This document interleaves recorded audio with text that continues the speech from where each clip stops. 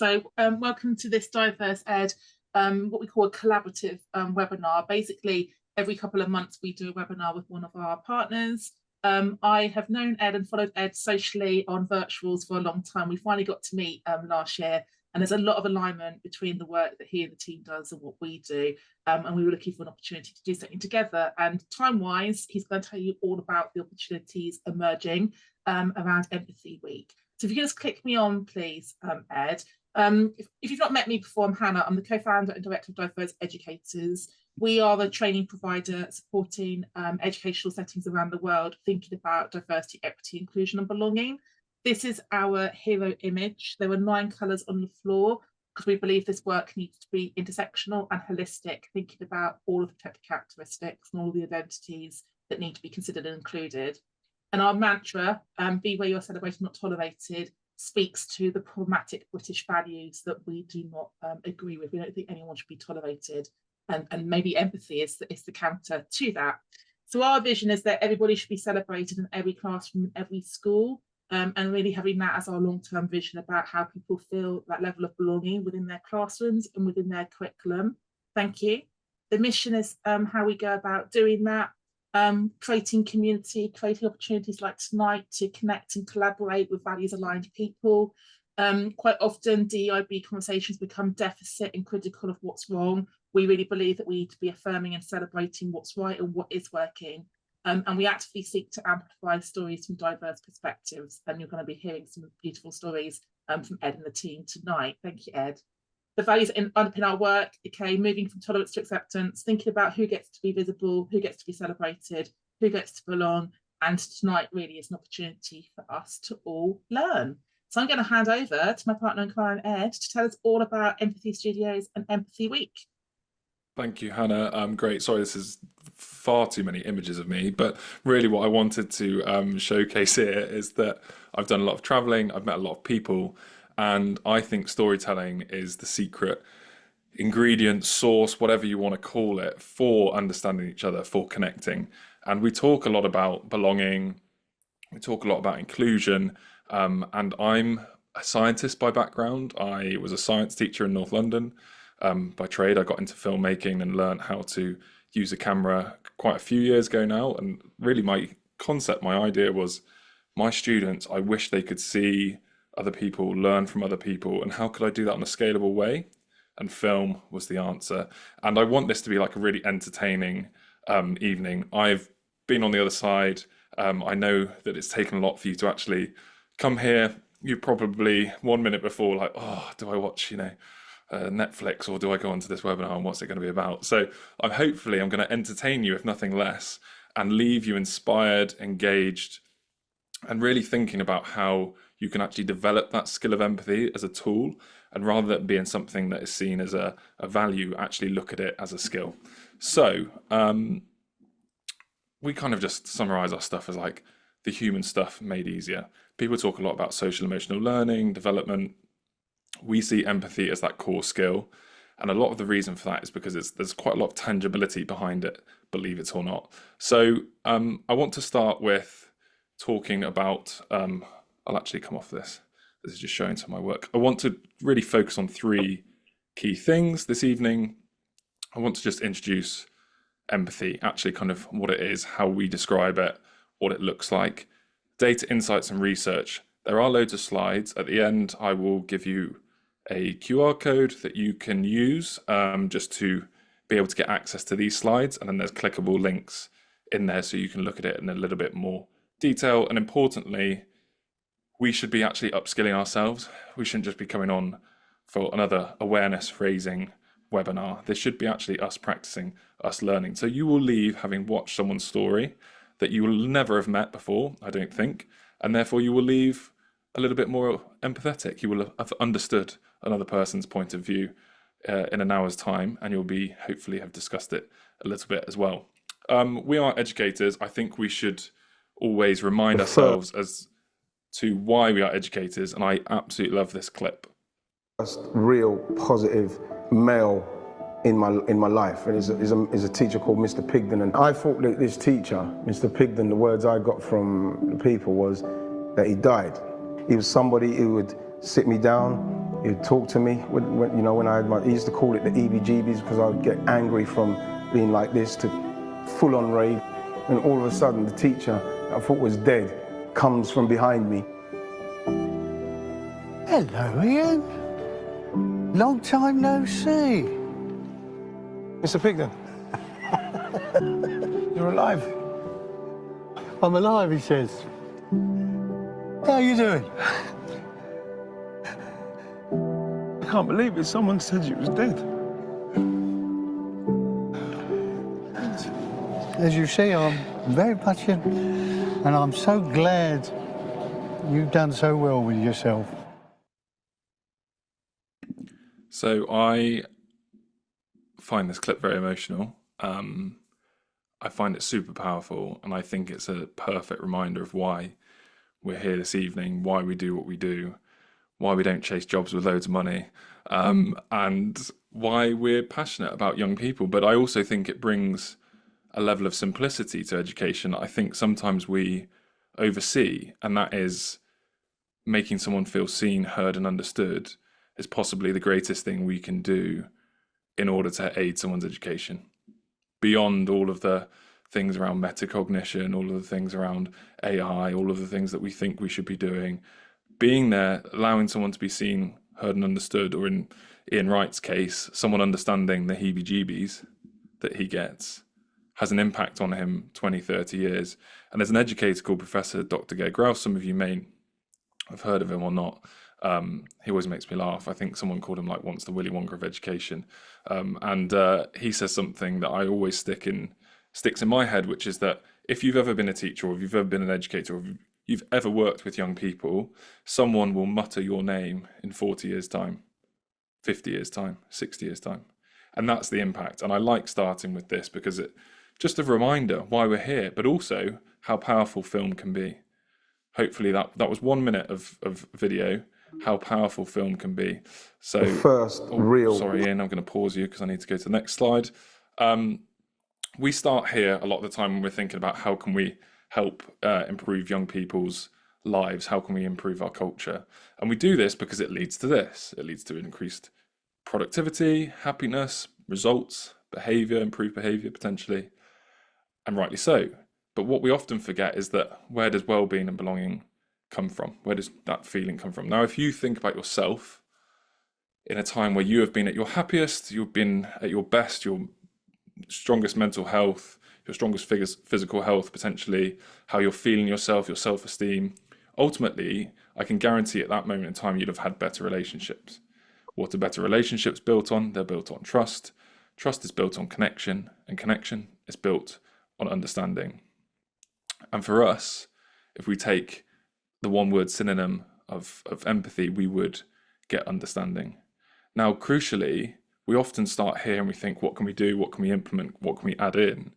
Rather than tracing back and realizing that actually a lot of what inclusion comes down to is understanding. And crucially, that also means you can disagree. Understanding doesn't mean agree. It doesn't mean that you have to really buy into everything that everyone says. Understanding, hopefully there's going to be some sort of peace, ceasefire and treaty happening soon, if you've seen on the news in Gaza. That does not mean that those sides agree, and there's going to be an awful lot of work to do in that space and across the world. But understanding is where everything starts, and empathy is where everything starts. Crucially, we also have to continue doing this. We have to choose to use empathy. We have to choose to be curious. And it's by doing this that we can really lead into having an impact. I'm going to use a little Slido here. If you can scan this, or because if you're on your laptop, you can actually go to slido.com and you can enter in, let me go back. You can enter in the code. And I just want to ask you, what's the most important thing happening in your life right now? This is anonymous. You don't put your name in. It's completely anonymous. And I just want to ask you, what's the most important thing happening in your life right now? You can use your phone like a little bit of a keypad response. Just type in it, click submit. And please be honest if you can. Okay, so I can see lots of people typing, and what you'll start to see is also responses coming in. which is amazing. So I'll read some of them out. Family, home life, juggling everything, improving relationships with my children, trying to establish a work-family balance, building my own house abroad. It was a goal by age 40. Teenage children, friendships, ADHD, ASD assessment for my daughter, returning to work after maternity leave, family, home life, juggling everything, getting stronger post a silly accident thanks to physio. We won't ask you what the silly accident was. Young people and gangs, trying to achieve a work-life balance. There's still some more coming in. When people ask me, oh, okay, how can you develop the skill of empathy in a team or in a school or in a classroom? This is one of the first easiest tools, tricks, whatever you want to call it, that you can use. Asking questions, and good questions, and open questions. This question doesn't say what's the best thing or the worst thing. It says what's most important. And what you can see as you go through these, and actually some of them I wouldn't know. I wouldn't know if, for example, ADHD, the way that this is written, I don't know if that's positive or negative. I don't know if you've got it and you've been waiting for years, or that you're just starting that process and it's really frustrating. But I know that it's important. And ultimately, where we build connection and understanding and being able to empathize with people is actually when we can understand what's going on. Thank you to whoever did this, visiting my birth country after 50 years. What an immense moment. I cannot imagine what that must feel like. And how much of this do we share with our colleagues really on a day-to-day basis? Probably not much unless we're really prompted to. I think of empathy as the skill of human data collection. That maybe sounds a bit weird, but it's like, what's going on in that person's life? And it's not like probing, it's not going in and being like, well, what's happened to you, tell me everything about your life. It's giving people that space to be vulnerable. This is a great exercise because it allows whoever is telling their story or entering to control the level of vulnerability that they want. So when we talk about, authenticity and being vulnerable, you actually have to give people the chance to dial how much vulnerability they want to give. And this is a great way of doing that. How did I used to do this in a classroom? Post-it notes. I used to do something like, what's the best and worst thing about your holiday after Christmas? Haven't seen them for 2 weeks. They wrote loads of things down. I actually had one child once write, best thing. I've actually still got it. I found it the other day. I should get it out. Best thing, got to play drums at church over Christmas. Got to, really let it out, which probably didn't get to do because he lived in a flat. And the worst thing was I'm still waiting for my Christmas presents. And it was just like, okay, I cheated slightly because it wasn't completely anonymous because I recognized his handwriting. But the thing that I did afterwards, and I don't say this just make myself look like a saint, I spent £5. I got him a Manchester United journal, and another teacher chipped in, got another £5, and we got him a Marvel, the annuals. They still do them. I didn't realise, but they still do them. And I just kept him after lesson once, no one else around, no show of anything, gave it to him, and he was just, it was in the palm of my hand for the rest of the time that I taught. He just felt seen, felt heard, felt understood, felt loved. And I think love is a word we don't use enough also when we talk to children because we worry about the implications of that. But it's showing love. And I think that all came from just a little bit of like asking a question, but in the right way. So what all of this really covers, if we look back at these, is all of these kind of relate to change that's constantly happening to us, change that we're constantly having to navigate in our lives. And it's difficult, but it's the only constant. The irony of change is it's the only constant in our lives. I want to show this clip as well because I think it's super powerful. It can be very emotional, but I want to show it to you because there's some really key points again that can come out of this. It feels like we're all oceans apart. There's so much space between us. Maybe we're already defeated. Everything changed me. You have given me something that I can't live without. You mustn't underestimate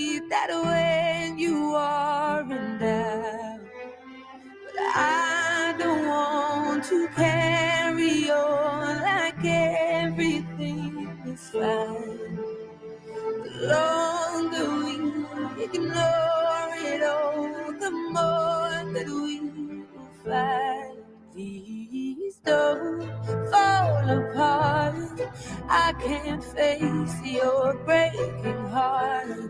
I'm trying to be brave. Stop asking me.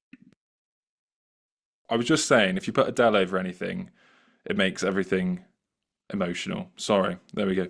But I said, I also, the reason I love showing this is it can be very emotional. There's some assumptions I'm making here, which are that this woman's going through cancer treatment. I think cancer is something that has affected pretty much every family, or if you've been around on the planet long enough, yourself or someone that you know. And so that resonates quite deeply. But the reason I show this as well is because people think empathy, there's a limiting definition of empathy, which is that it's feeling what other people feel.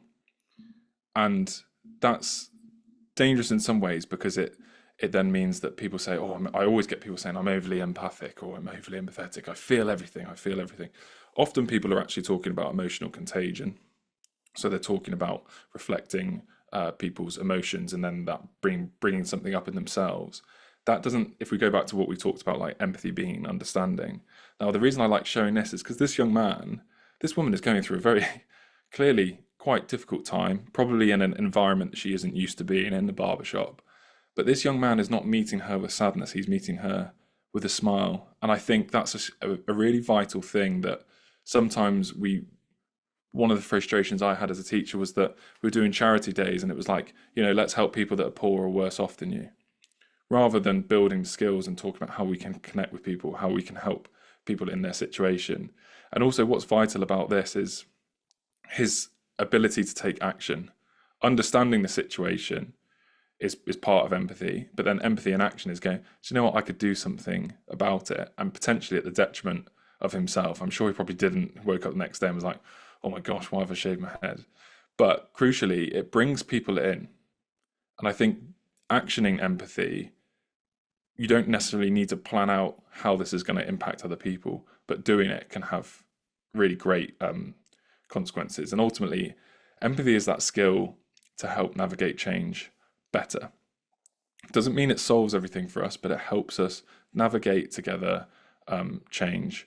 And I see it both as a vitamin and a painkiller. And I think this is, again, something in society we stretch out for the painkillers, what can help us right there in that situation, but it's also preventative. And we'll see a little bit of this in the research in a bit. So it connects and nurtures a shared culture. And ultimately, in a school or organization or any organization, that can help save time, build connection, build community, build communication, rather than having things under the surface. But also it can be used as a painkiller. It can reconnect, it can repair. At the end of this session, I'm going to explain, if you're in London, we're doing an Empathy Week showcase. We've got Empathy Week coming up as our big annual festival. We're going to have a lady there called Jo Berry, who is going to be our guest speaker on the 5th of February in London. If you're there, please come to our showcase event. She's going to be talking about sharing a stage with the man that killed her father over 300 times. Her father was killed in the 1984 IRA bomb attack.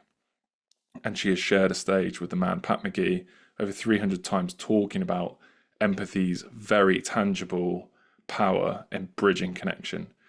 I cannot imagine standing next to the person that killed my father, let alone sharing a stage with them. So this is the real tangibility of using the skill of empathy, is it's not just some soft, airy-fairy thing that's nice to have, that it actually is a very tangible skill. I'm very clearly, you've probably learned already by now that I quite like talking. So I'm going to quickly skip over this next bit. I was going to ask you how to rate yourself out of 5, how empathetic you are, how empathetic others are, and how empathetic the world is right now. But I've asked this question thousands of times. This data is basically coming. People rate themselves 11% on average more empathetic than the person next to them. And this is often in the same institution or the same organization. It's hilarious when I do it in a school and everyone thinks that they're really, the whole school's empathetic, but actually everyone around them is rating themselves at least 10% higher. And in the world, 33.1%. Interestingly, the difference between adults and students is the same. So this is the big problem we have, is that ultimately we see ourselves as more understanding, more empathetic. We don't understand why people don't see our situation, but we really do get theirs. We promise ourselves we do, but we don't. And this is why empathy is so important. You have to practice it. You have to keep using it. For us, this is our full definition. Remember, the one-word definition is understand, but our kind of full definition is the skill to understand another and the ability to create space for someone to reveal their authentic self whilst reserving judgment. Not judging. You know, my science background knows that we judge people whether we like it or not. It's actually knowing that we have judgment, analysing that, and then being able to engage and then try and change that judgment over time. So giving you a quick introduction to what I think empathy is, what we define it as, how we use it. Data and insights. This came out last week. This is the Future of Jobs reports by the World Economic Forum.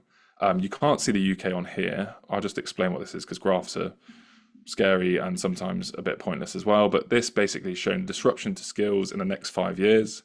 In the UK, the disruption to the share of workers' core skills is 33%. So 33% of core worker skills in the next 5 years are going to need to change.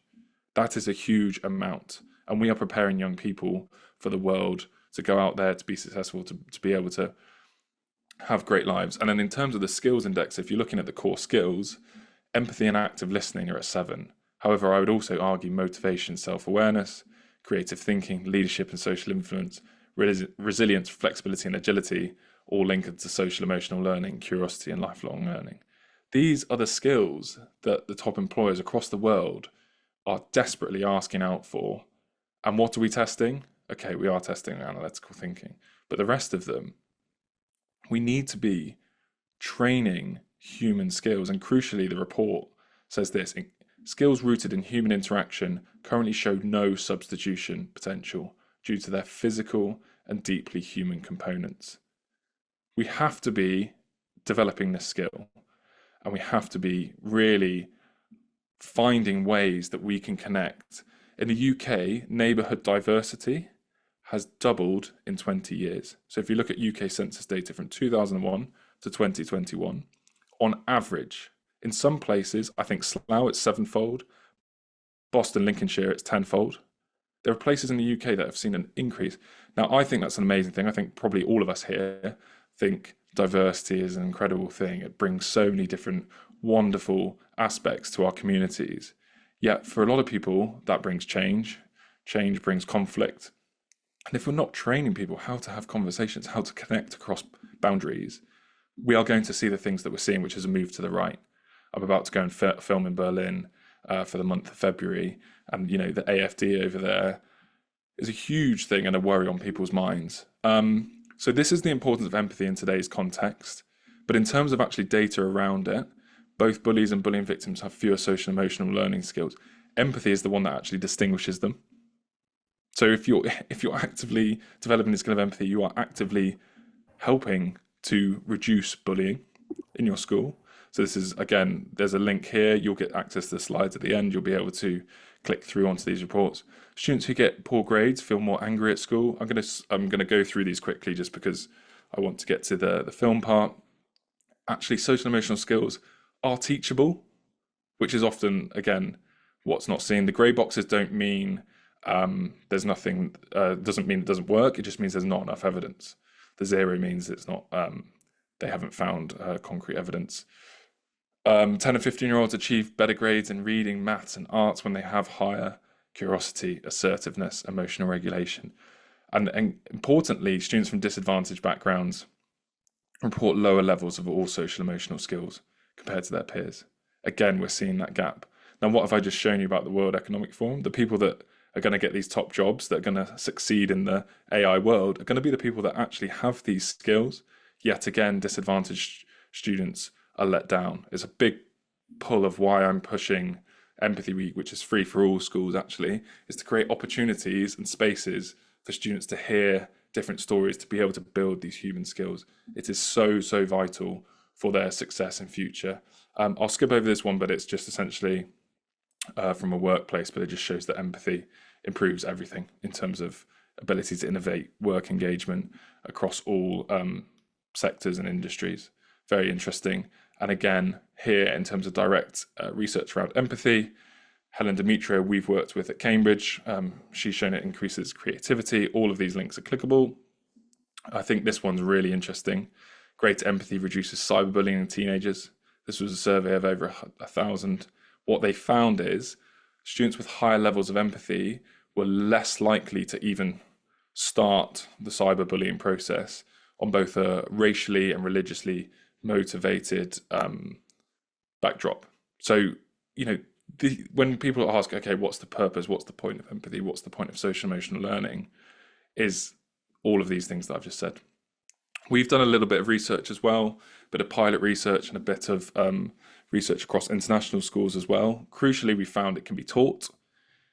Don't get me wrong, it's research that's just starting to build, and we're really looking into it. But the insights are so interesting, and teachers have reported increased empathy levels, but also improved behaviour. And we've been working with schools now for 5 years. We have schools in Mexico, to Saudi Arabia, to Darlington up in the north, to I don't even know where the other ones are, in Asia, Nepal, India.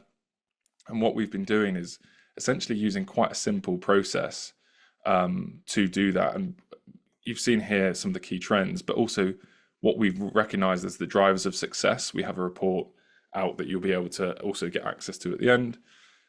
Entertaining students. Unfortunately, they are used to being entertained all the time, and that brings some problems with it, of course. They're used to, their attention spans are shorter. They want entertainment, they want video content, they want things they can interact with. But also we can leverage that to really make a difference and make an impact, and that's what we're trying to do. You can increase the amount of diversity of a student's experiences. If someone says to me, what's the one thing you can do to develop your empathy? It is increase the amount and diversity of experiences that you have. Digitally, on your phone, that means your algorithm. Spread it wider. If you follow one news source, follow others. Go from BBC News to Al Jazeera to CNN to the ones that you maybe hate as well, because millions of other people are listening to that. Millions of other people are watching that. So how can you connect with people? How can you have dialogue? How can you debate if you shut your eyes to what the rest of the world is seeing and thinking? And I think that's where we see the polarization happening. And then obviously, like anything, sustained results. We think of empathy as a muscle. It's like going to the gym. You don't use it, you lose it. And that's when we unfortunately see bigotry, and we see people polarized and not even wanting to listen to the other side. We have a framework where we split empathy into empathy for myself, empathy for others, and empathy in action. Just makes it way more tangible. There's loads of different definitions of empathy. I compare it a bit to like leadership. If someone solved leadership, why are there 10 million books on it? It's because it changes with the times, it changes with individuals, it changes with different personalities, and empathy is similar. But we have this framework. We use it then with our film content, and our film is the real Trojan horse as such. I'm going to go past this just because of time. So over the years, we've created a film program each year. Ours at the moment is from Mexico. As a theme of What's Your Spark. We're going to watch this man here, El Charro's story, in a second. But we've done all sorts of people from different backgrounds, Lippa talks about the choice to wear a hijab. She was a semi-professional footballer, and the hatred she got for doing that. Dami talks about changing the law, having come into this country as an illegal immigrant, not knowing that herself, and then her parents being deported and being raised by her aunt, and then couldn't access student finance. She went on to go and help change the law. Incredible young lady. James talks about having Down syndrome. He walks around town with a t-shirt that says "Keep calm, there's only an extra chromosome." Cheeky chappy, telling his story. And I think the amazing thing about film is that anyone can access it. When we talk about it being, how do we get this sort of learning into schools, and how do we get this, how do we get students opportunities to talk about things? Actually, film is an amazing medium to access. And what we do is we differentiate it. In fact, I will go back quickly just to this slide. It's just a quick animation of how it kind of explains how our program works within schools. So you've got 5 different characters each year, and it's split into 2 impacts. Impact 1 and Impact 2. These will stay the same whilst it cycles through. But either you get someone that sees themselves and their own lives reflected, and what that means is that they feel that they can talk about themselves as well, have more confidence in their story, have greater self-esteem and belonging. Or you have Impact 2, which is that you see a completely new perspective that you've never had before. And what we've seen with our research is that this is where the magic happens. It's the chatting afterwards, the comparison of perspectives. And crucially, what we always want to do, and what I want to do as being a teacher, is have a whole school approach. So we then age differentiated the films and the resources across essentially the key stages, so that every child in the school at whatever level can be talking about these people and actually engaging, rather than it being something like Duke of Edinburgh where 20 students in year 10 do it, or something that's only for year 7s. So that's kind of the thought behind inclusion, equity. All of this has to be practiced at every level across the school and has to be throughout the school. And if we can make it as easy for teachers as possible. So we talk about what we do, and film really is a Trojan horse for wellbeing and pastoral support. It helps with conflict resolution, addressing societal issues, building resilience. But generally, it's trying to make it simple and effective, and everyone knows how to put on a film. So you've heard me talk a lot. We talked a little bit about how you go from A to B, and what A to B is from talk to action. It's from writing down mission, values, and ideas to actually a culture of empathy. And the key about that is practice, is doing, is actually committing to action. So you've heard me say this is about increasing the amount and diversity of experience we have, is how you develop empathy. We're going to watch this man's story here, El Charro.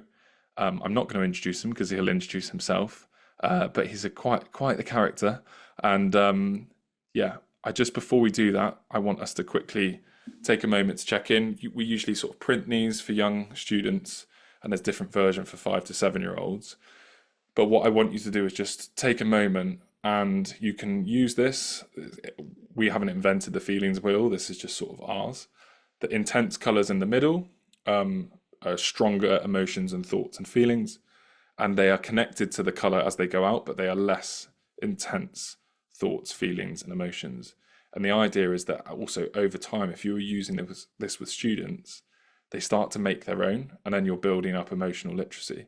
Especially with younger students, one of the most difficult things is they can't actually communicate how they're feeling about something.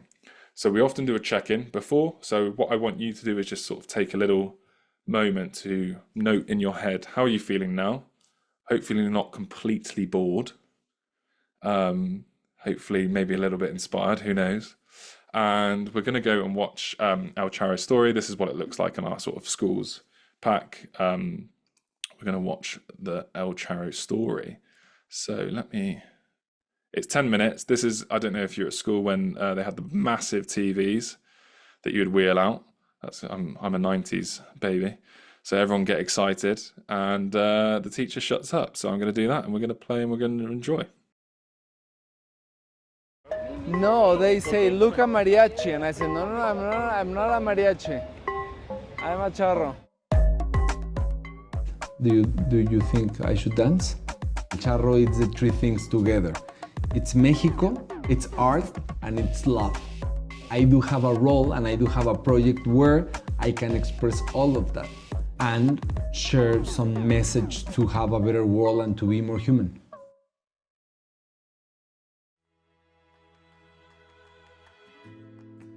For me, it's a ritual that I transform myself in El Charro, and it helps me to be with me, to be quiet, to be having some thoughts. You know what? From the beginning, I just want to show always the character. At the beginning, it wasn't planned to be a secret identity. I think it brings mysticism to the El Charro, and also it's beyond me, and more people can be El Charro as well.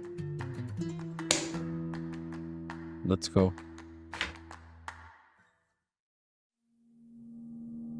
I want to be an artist since a kid. I participate in every play in the school. I love to dance in family parties, festivities, etc., etc.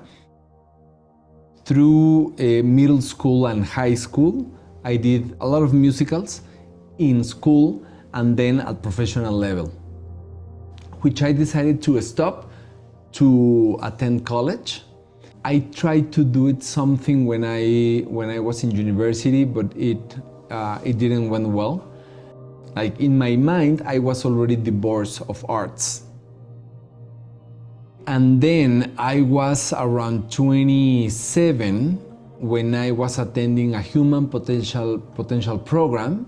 And in one exercise, I reconnect myself with the passion of dance. And I remember like each cell of my body yell like, I wanna dance again.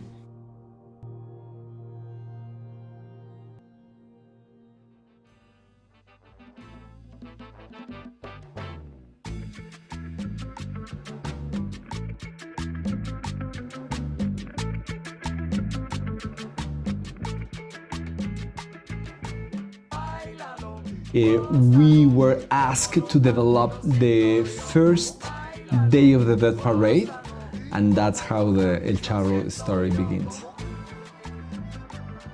And for me, since the beginning, I designed El Charro to be an icon or an ambassador for our culture in the artistic way, but also in the cultural and traditional way.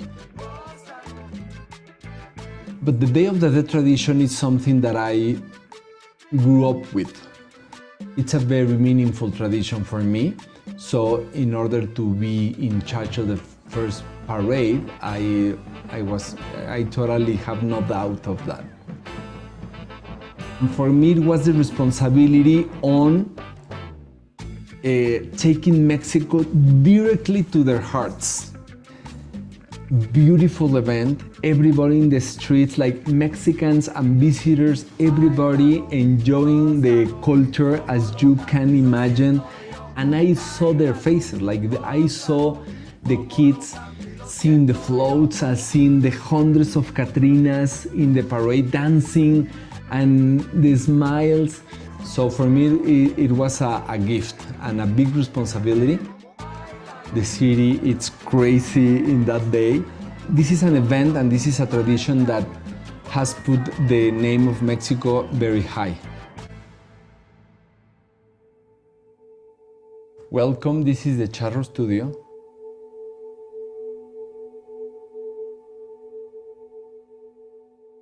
The Day of the Dead Ofrenda, it's a ritual. It's super profound and it's beautiful. It's a ritual to remember them, to honor them, which brings us to the point you are the person who you are because of them. So it's a tribute thing. So it's you thank them. It's a gratitude thing, which is beautiful. We'll find here another ofrenda. This is more a traditional ofrenda, but this is miniatura. So you will find here el pan de muerto, the chocolate, the sugar skulls.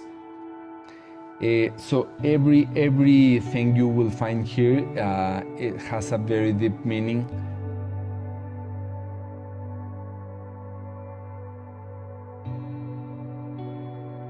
I think what happened doing this ritual, meaning putting the ofrenda, we remember our dears, but also it's to bring death as a celebration to life. One thing that I love about this life is that you can increase the love you have for someone, even if the person is not physically here, which is profound, because that's the capacity we have as a human being for love.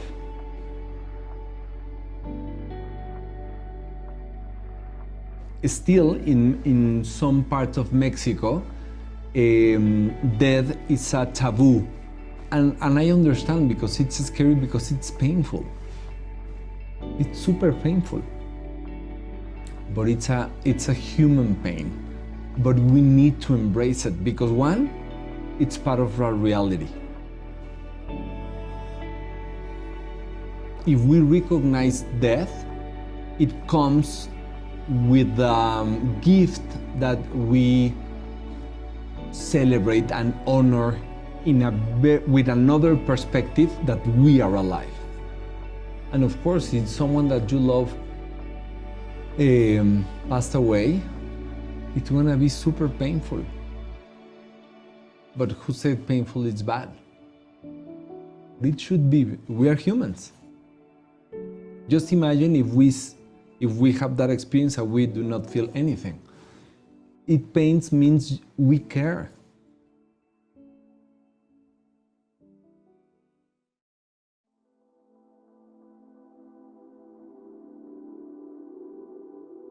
Basically, I did a call through my channels, through my social media channels, to do a donation of mostly was food, but also cleaning products for the people for Acapulco. Around 20 people came with things, and we give a lot of food for people for Acapulco. It feels to me that it is the right thing to do. Like it goes with what I think it's right to do. Estamos más vivos que nunca. Well, basically social media, it's a tool. So it's a tool that you want to use for what? And that's the question. It's my opinion that in the ideal way, you should do it to express your highest values and what you want to express to the world.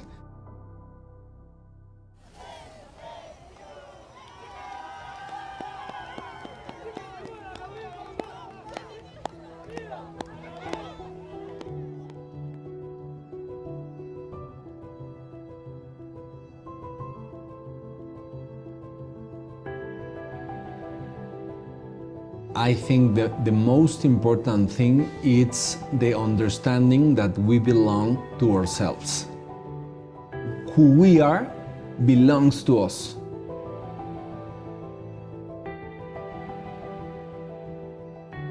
I think everyone, we have our spark, who is who we are. But I think we have the choice to be who we are or not. We have the chance to express in the world who we are or not. For example, if I decided to do this because my parents said so, or something because of fear, or because I care about what other people will think or will say about me, and I do something against what I want to do ideally for me, I think that decision, in a way, I kill who I am, my values and what I care. Always try to understand who you are. No one can be you.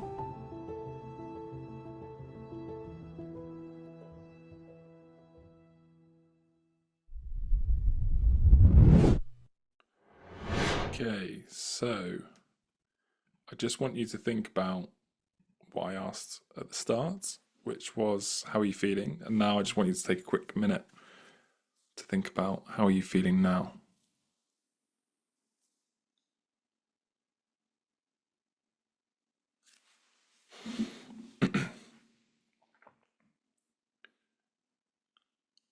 And with that, I want you to think about what's changed. So you had a thought or a feeling or something before the film, the way that you're feeling now, what changed and why. And I don't know if we can do this, and usually this is where, I get everyone to start chatting to each other. But if you can, in the chat, have a think and just put, what was the most powerful moment of the film for you? And then if you feel comfortable to, say why. And then we can have a look at different people's responses if you feel comfortable to. So what was the most powerful moment of the film for you? And crucially then, why? No right or wrong. Remember, this is your perspective. Thanks, Hannah. So the Human Potential Program and the reignition of his passion for dance. When he got his passion for dance back, someone else has said as well. Thank you.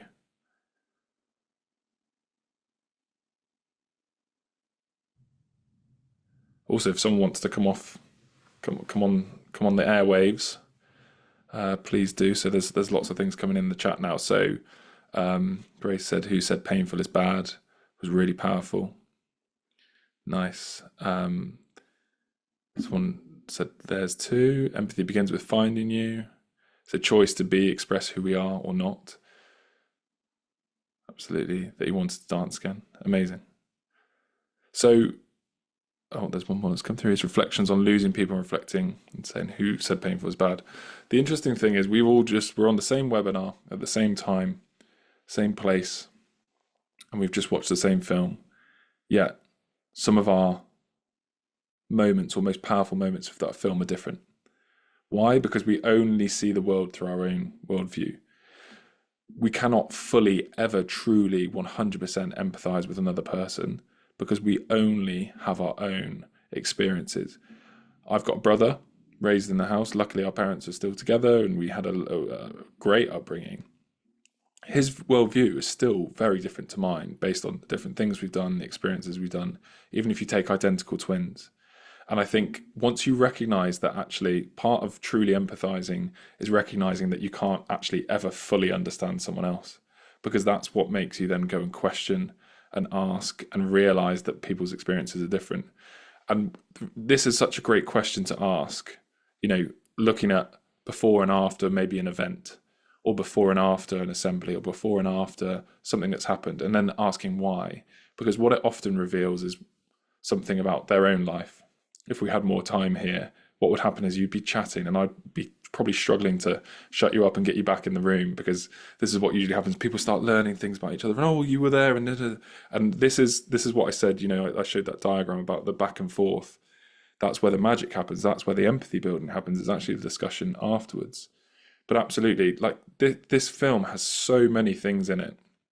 There's a bit about the use of social media, reflecting your highest values. This is for secondary school children, so the primary versions won't talk about social media. But there's also the bit about pain. We know we've had school counsellors of schools use this film and sit down with a young child that's maybe going through grief, that doesn't know how to talk about it, but yet can sit down and watch this film and then maybe reflect what El Charro means and maybe how that reflects on their own life. So finding different ways into understanding that young person. And that's what film can do. It can be just so powerful at being able to connect people and talk about things. And there's also kind of a level of like deflection. You can talk about El Charro and what he's saying without talking about yourself. And that helps to build trust and connection as well with people. So film can be used in so many different ways. The bit about charity, where he's talking about that as well. He talks about his spark and who you are. And we had I was in Asia just before Christmas, and I showed this film, and this is what a Key Stage 3 student said afterwards. I feel relief watching that. I feel I can be myself, and that's okay. And another student at a different school said, it made me realize that Mexicans celebrate the chance to live again, and that they're still connected to their loved ones. So learning about a completely different culture and thousands of miles away. A Key Stage 1 student saw a different version of that film, but said, exciting, I like his makeup. And I haven't included it, but I also asked a 5-year-old what they thought, and they just looked up at me and went, boring. So you can't please everyone, can you? And I had lots of teachers then, scrambling to say, apologize afterwards. I said, no, that's fair. It might have been boring to that person because not everyone sees everything the same way. But that hopefully is giving you a taste of what this is. Now, imagine if a child watches 5 of these a year, and then they watch these films every year and they take part and they discuss different cultures, different people's backgrounds, who they are. They're not sob stories. They're about people, just real people that have social issues. And what I found filming people's lives from rural Nepal all the way to like Mexico to UK is that everyone has a story, and actually everyone thinks their own life's boring. I'm in the process of trying to like fix, as we call it, people's stories in Germany. And everyone says to me, I don't know why you want to film me. Or, I haven't really got a story. And I think everyone has a story, and everyone has one that's worth telling. And if we can listen to those stories, that is what will really drive an inclusive culture where we don't use the word tolerant, but we use the word celebrate, as Hannah said at the start. I'm getting towards the end. Just some pragmatic steps to develop empathy. So actively seek out unique and challenging perspectives. I think this is the one that makes everyone a bit nervous, because it then looks like you might be promoting them. But actually, we have to be talking about what people are saying and providing opportunities for discussion and discourse so that we can build proper inclusion. Create habitual check-ins with your team, be curious but respectful. Environment is so important. I do not interview people on a tube on the Northern Line in London for a reason.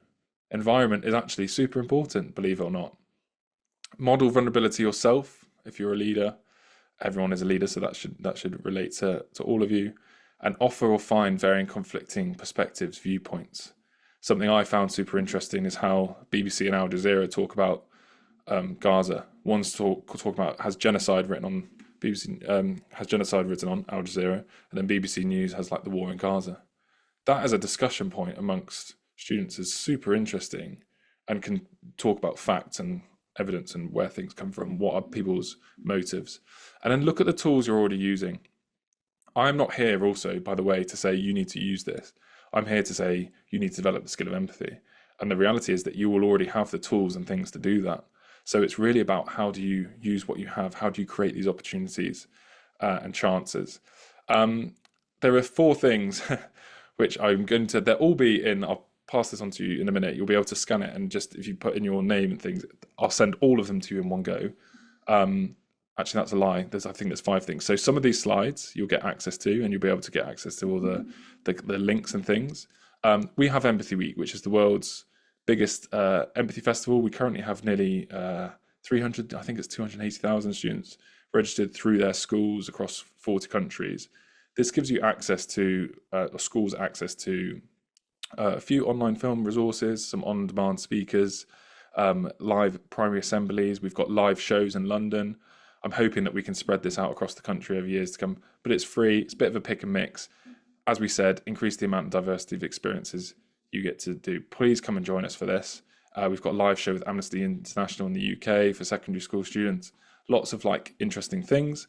Again, sorry, I know London centric, boo, but we do have a showcase event, like I mentioned earlier, with Joe Berry. If you want to come to this, there'll be a link again in the email that will follow up if you fill this in. That's going to be on the 5th of Feb, which is amazing. And Hannah said yes, Empathy Week actually is in the DEIB calendar. We have our research as well that kind of highlights our framework and what we found. And then also there'll be a link to our empathy program, but crucially there'll be a link to a free trial, which will be Tendi, who's a Sherpa from Nepal. And if you click on that, you can access a free film, a lesson resource for every key stage from key stage 1 to key stage 5. Early years at the moment we're not in, but we need to get into that space. I do know that. So thank you so much. If you scan this, or if you can go to bit.ly to join bit.ly/join our empathy mission. That will take you to the page where you can just quickly put in your details. It will send you an automated email which will have all of those links that I've just spoken about that you can access. And I can't believe it, I've actually finished 3 minutes in advance, which maybe gives Hannah a perfect time to come in. And yeah, thank you very much for being here on this cold evening. Come off mute and give Ed a bit of love and a bit of a clap. I've had a few DMs from people who know me saying, what a brilliant webinar. So clear, so engaging. I should have perhaps put out a health warning to bring some tissues. I wasn't expecting to cry within the first 5 minutes. So thank you for taking us on a bit of a journey, Ed. Beautiful opportunities and resources to get involved in. So I'm hoping you have all zapped that QR code. We've recorded tonight. Tonight will get edited and will get put onto our website and put out in our newsletter, and we'll both put it out on our socials. And there's a lot of people who wanted to be here tonight who couldn't be here, and you can share it with other colleagues or proud to be as well. Anything else you want to signpost, Ed? You've done a blog for us. I'll put that out in the email as well. Just if anyone's interested in developing empathy further with their teams, or whatever, just give a shout. But I genuinely just would love to hear from you, and if there's any way of collaborating or anything. But Empathy Week's the big thing for us that's coming up, and yeah, hopefully we'll meet in person, all of us, at some point. Empathy is a vitamin and a painkiller. Needs to be on a t-shirt. That should be, Just yeah. saying. It could be I'm great looking t-shirt. at getting some stash actually, so maybe. Merch. Thank you so much for giving your time tonight and all the brilliant work you and the team do. And thank you to everyone who joined us. We do appreciate that. An hour of your day is a lot of time and energy as well. If you arrived late, that's not judgment. You will get the recordings. You can fill in the gaps and work out what journey we've been on. So thank you. What you're just going to 1 minute of your life's back. So why don't you all log out and get off the Zoom, then put the kettle on, get in your car, go home, and get in touch with Ed if you can see how this might feed into the various bits of work I know is happening in the room. So one thing, I'm on LinkedIn is probably my best platform. I'm trialing out Blue Sky as well. I'm trying to get into that, but LinkedIn, Ed Kerwin, as my name is here, you'll find me. Love to connect with you all.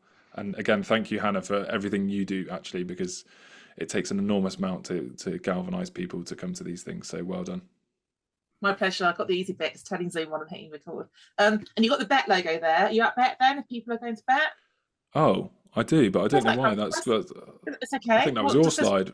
No, I'm not going to bet, but there we go. There's a shout for bet. How weird. It must probably from a slide from like 2 years ago. We're not going to bet. Okay. Well, thank you, everyone. Please do go and enjoy your evenings, and we'll be in touch and we'll send you all the follow-up. But really appreciate your time and your energy and all the work you're all doing in your respective settings.